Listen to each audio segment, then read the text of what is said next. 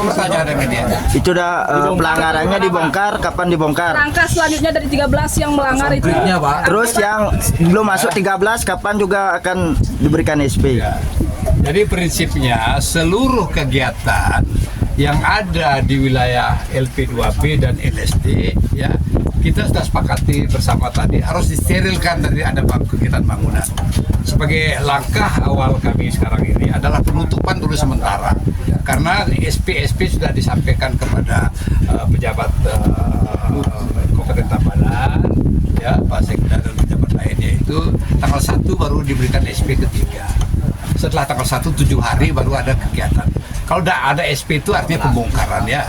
Nah, jadi sekarang ada 3 tempat itu nanti akan disampaikan oleh Pol PP dan kemudian Pak Sekda.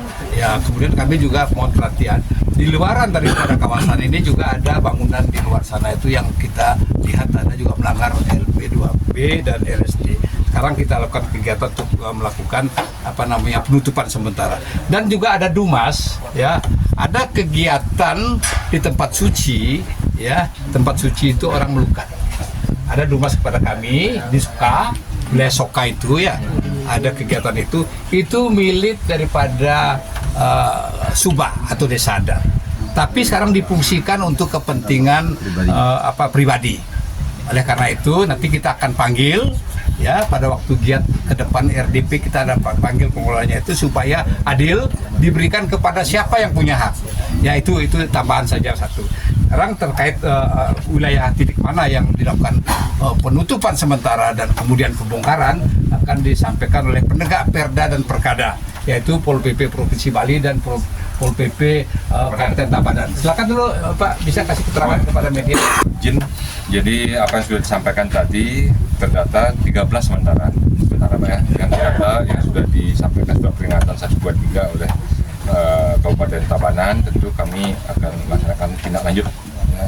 Akan kami panggil semuanya ke 13 itu untuk memastikan bahwa surat peringatan yang sudah disampaikan oleh Kabupaten juga benar-benar bisa tidak lanjuti sampai selesai. Artinya selesai sampai benar-benar kita lakukan finishing lah, sampai kembali ke situasi awal.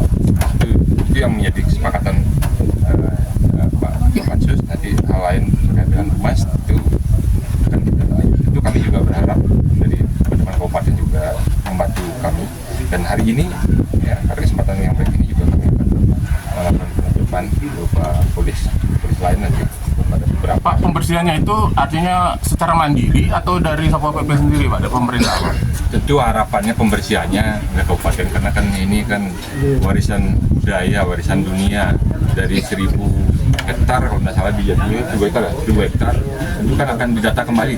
Di luar 13 ada kemungkinan juga masih ada tercecer yang belum terdata 1000 hektar. Kapan target dari 13 ini dieksekusi Pak? Ya tentu kami akan meminta informasi lebih dalam lagi ya, baik kepada yang bersangkutan kepada kawan-kawan dari kabupaten juga kita masukkan. Nanti kita akan juga melakukan pemetaan lapangan juga itu dibantu. 3 yang ditutup hari ini apa aja Pak? Itu simbolik ambil sampel di antara 13 kita ambil 3 untuk polis lain. SP3-nya kapan turun Pak? Karena pansus dibentuk kan karena situasi darurat diberikan kewenangan sepenuhnya untuk melakukan tindakan dan keputusan ya, situasi darurat dan super prioritas sehingga kami mengikuti arahan dari pansus. Tentu kan untuk pada saat pembongkaran SP kami akan digunakan setelah itu. Pak, warisan budaya dunia itu kan bukan hanya Jatiluhur Pak, tapi ya itu nanti kita lihat di Wangai Bertanan ada pelanggaran juga ya Pak. Nanti kita Nah itu gimana nih Pak? Ini dulu ya. Pemanggilan pengelola yang 13 itu apa? Kapan dipanggil Pak? Setelah ini kita panggil. Kita minta klarifikasi ya, informasi dari padukan antara yang informasi dari kabupaten juga yang disampaikan kepada kami. Artinya jelas ditutup berarti Pak ya?